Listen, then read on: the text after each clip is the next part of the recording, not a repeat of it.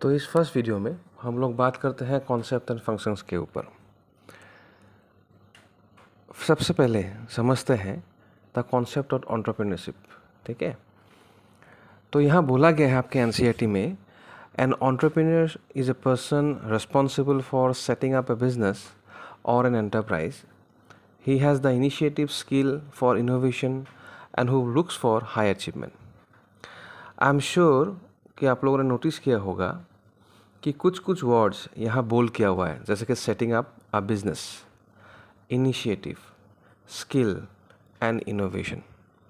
अगर आप एंटरप्रेन्योर के बारे में एग्ज़ाम में लिखते हो हु इज़ एन एंटरप्रेन्योर बोल के, अगर आपके एग्ज़ाम में क्वेश्चन आता है हु इज़ एन एंटरप्रेन्योर, अगर आप ये जो बोल्ड लेटर्स हैं अगर आप इसको अपने आंसर में यूज़ करोगे तो you are going to get the full marks, because these are very powerful word to express the meaning of who is an entrepreneur. इसके साथ आप इसको भी जोड़ सकते हो, an entrepreneur is a person who start an enterprise and converts a situation into an opportunity. ठीक है, मूविंग नेक्स्ट। अभी देखिए इस डायग्राम को अच्छी तरह देखिए। This is what express about the concept of entrepreneurship. अगर आप यहाँ देखेंगे तीन वर्ड दिया हुआ है, entrepreneur, entrepreneurship and the enterprise. Now who is an entrepreneur?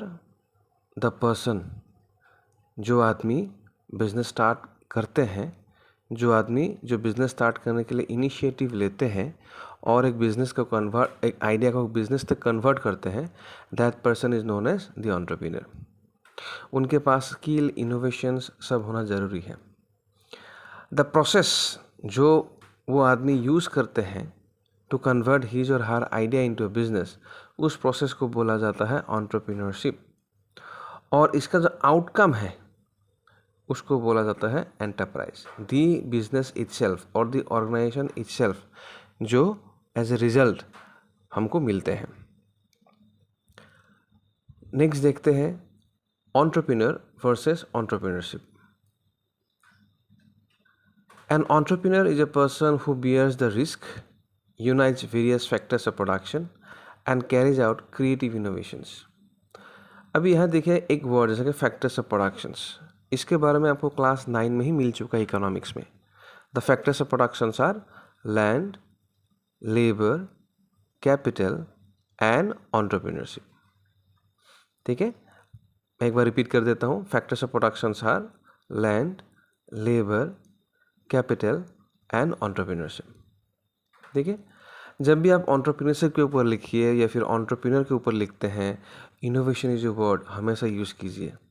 The person who bears the risk, इसको आप हमेशा यूज़ कीजिए। Right, skills, creativity, these are the words हमेशा आप यूज़ कीजिए when you are going to express about the entrepreneur and the entrepreneurship concept. Now here it says entrepreneurship is the set of activities और the process perform by an entrepreneur. हम पहले ही बोल चुके हैं आपको, जो process the entrepreneur uses to convert his idea into reality in the form of a business establishment, उस प्रोसेस को एंटरप्रेन्योरशिप बोला जाता है। These all are known as functions of entrepreneur. आज मैं बस आपको ये इंट्रोड्यूस करवाऊंगा द फंक्शंस ऑफ एंटरप्रेन्योर। ठीक है, देखिए यहाँ 4 फंक्शंस है। एक एंटरप्रेन्योरियल फंक्शंस, दूसरा प्रोमोशनल फंक्शंस, तीसरा मैनेजरियल फंक्शंस एंड चौथा कॉमर्शियल फंक्शंस। एंटरप्रेन्योरियल फंक्शंस के अंदर आता है innovation, risk taking, organisation building. Promotional functions के अंदर आता है investigation of idea, detail investigation, assembling the requirement and financing the proposition.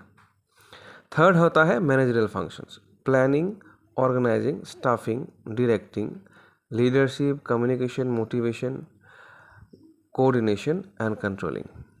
तो जब आप क्लास 12 में आएंगे, जब आप क्लास 12 में बिजनेस स्टडीज़ पढ़ेंगे तो इसमें से बहुत सारी चीज़ें आपको इन डिटेल्स आपको मिलेगा।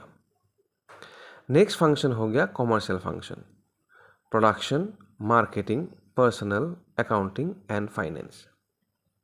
ठीक है, तो बेसिकली ए वर्ड ऑर्गेनाइजेशन एक बहुत फेमिलियर वर्ड है बहुत बार आपको मिला भी होगा। What exactly it means? Organisation का मतलब होता है a group of people who comes together to achieve a particular goal. अगर आपको एग्जामिनेशन में पूछा जाए what do mean by organisation, आप इसी चीज़ को लिखिएगा, दिस इज 100% परफेक्ट। ठीक है, तो आज के वीडियो में इतना ही।